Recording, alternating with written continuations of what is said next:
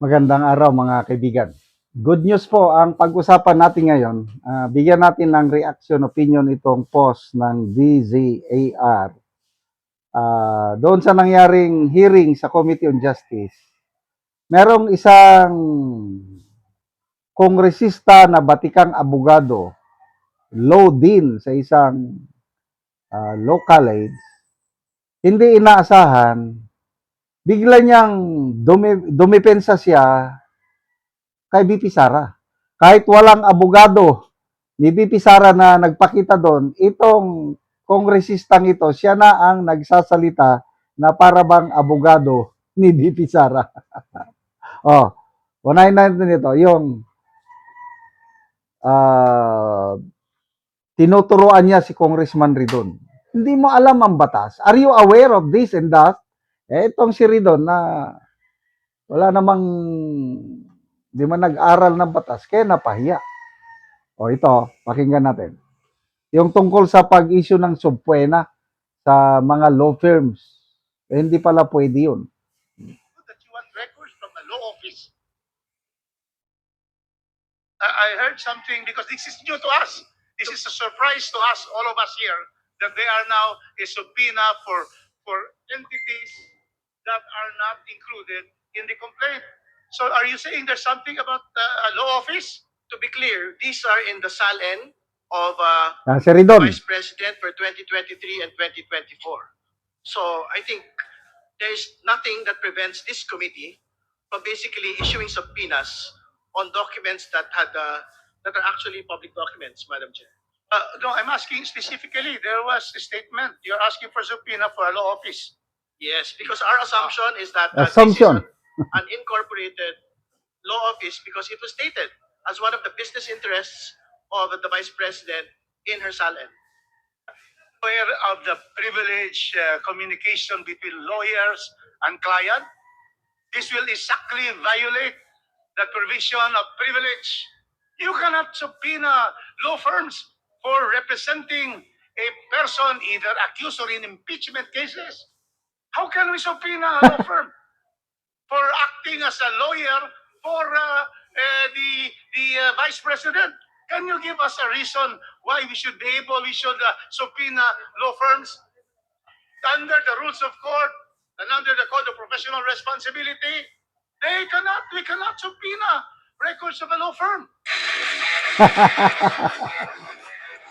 Wala. Madam Chair, I have one more motion relating again to SALN and unexplained wealth. I move that a subpoena duces tecum and ad testificandum be issued to the following: a representative from the Securities and Exchange Commission, and to bring certified true copies of the general information sheet and audited financial statements of the following entities: Metro City Chow Foods Corp., formerly City Hall King Chow Foods Corp., for the years 2007 onwards; GenCorp Industries Inc., formerly Times Square Beef Foods Corp. and Great Jolly Times Food, for the years 2021 onwards; Carpio Lawyers, formerly Carpio Duterte, for the years 2007 onwards; 888 Bistro, for the years 2021 onwards; Kale 88 Foods Corp., for the years 2021 onwards; Madayo Fisheries Corp., for the years 2021 onwards; Mati City Ice Plant and Cold Storage Inc., for the years 2023 onwards; Amian Shores Inc., for the years 2023 onwards; Geometry Security and Investigation Agency Inc., for the years 2023 onwards; and Cable Tow 88 Shipping and Marine Services Inc., for the years 2024 onwards. So moved, Madam Chair. There is a motion for issuance of subpoena ad testificandum to the representative of Securities and Exchange Commission, as well as of subpoena duces tecum with respect to the general information sheet and annual financial statements of the business establishments mentioned already by the Honorable Ridon. Do I hear a second? The same has been seconded. Is there any objection? Madam Chair, objection. Yan. And my You're recognized, Honorable grounds for Rodriguez. objection. Will I know first why his companies registered with the SEC will be subpoenas in its record. Is there a nexus between this to the allegations in the complaint, third and fourth complaint? Do we know the relevance of these corporations to the present impeachment case against the Vice President? The proponent first, Honorable Ridon, followed by the Honorable Keith Flores. Mahalaga po yung pagpapaliwanag mula sa una. Ayan ha. Di ba nag-object siya? Dapat trabaho sana yan ng abogado ni VP Sara. Kaya lang, di naman sila nag-attend. So, salamat kay Congressman Rufus Rodriguez. Hindi mo pwedeng isumpwena ang law firms. Kasi ang akala ni Ridon, parang incorporated yung law firm. Hindi. Professional pala yan. It's a professional, ang mga professional hindi pwedeng mag-form into a corporation. O ito, yun naman kay Madriaga. Polluted source yan. Bakit nyo tatanggapin ang testimony ni Madriaga? Ito. Ravel Madriaga is a polluted source. Oh. He is facing kidnapping with murder charges. In 2021, one member of the anti-kidnapping gang was killed. The PNP member of the anti-kidnapping gang. And then they were arrested in 2022, 2023. That's why he is in jail. And now we're going to give credence to a polluted affidavit. Ravel Madriaga is a polluted source. He is facing kidnapping with murder charges.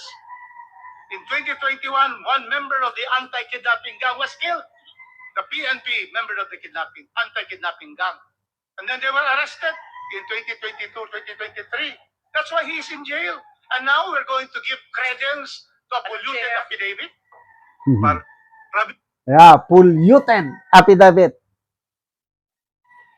Ibigyan mo ng halaga isang convicted, so and so, which is tama, si Congressman Rufus Rodriguez. Sana naman, baka naman niloloko lang tayo ni Congressman Rufus Rodriguez kasi nung una, nung determination pa ng sufficiency in substance, parang ang dami niyang question. Mamaya-maya, bumoto rin siya ng yes. I don't know ngayon dito. Anyway, salamat sa pagkakataong ito na naging abogado siya ni Bibi Sara. Salamat sa inyong pagsubaybay sa channel na ito, mga kaibigan. Nakakatulong kayo ng malaki sa tribong Talandig ng Bukidnon dahil ang sweldo natin sa channel na ito is pantulong po sa tribo. Namimigay tayo ng libreng yero at pako para makapagpatayo naman sila ng mas maayos na tirahan. Panoorin nyo ang video na ito. Ni si Ante ang natagano gero.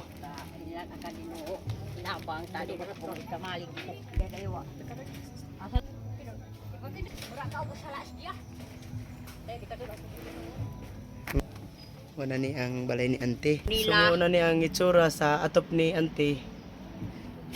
Natabangan siya og gero. So makita gid nato ang iyang atop nga mga buslot na gyud. Mga dagko na gyud og buslot ang iyang atop tungod sa kadugayon na. So gipang kuan na gani ang uban. Pamputol na. Kita gid nato nga kung mag-ulan matuluan na gid sila. Ang ilang abuhan mga silupin lang. So pila na ni katuig Ante ang inyong balay? Napulo na ni. Napulo na katuig. Oo. So nagantos gid mo Ante pagayo sa ulan. Nagantos gyud mi. Lagi Oo. nagawagyo na. O pila gid mo kapuyo diri Ante nga balay? Kun man mi tulo ka pamilya. Tulo mo ka pamilya. Oo. So mura ni giluagon sa inyong balay. So kuan gyud mo, tulo ka pamilya kung mag ulan Ante, Ga parlingkod mi dire. Gapang- Gatapok-tapok. gatapok-tapok galing kod ra mo. Oo. So unsa di Ante ang panginabuhian ninyo? Gapasok ka rata. Gabasok ra mo. Oo, ug naay musuho na gasidlain tag muso. Kung magasidlayan kung dunay muso makamuso Oo. para lang Mabuhi mi makapalit mo og kuan among pagkaon. inyong pagkaon. Oo. Pero ano dali nagkakadugangan kay nagabuslot og uban ano. Bisan ang inyong mga kaldero. Oo. Ato ang among plato. Di mo yamoy ra. Pila mo ka pamilya ani tulo mo so Tulo mi. kinira ang Ang inyong among kardero. So Lisod gyud ante ang inyong panginabuhian. Oo. Salamat sa Ginoo sa nagtabag og sin. Nga makaatop na gyud mo. Atop na gyud mi nga di na gyud mi tuluan. Ah, sige ante, salamat.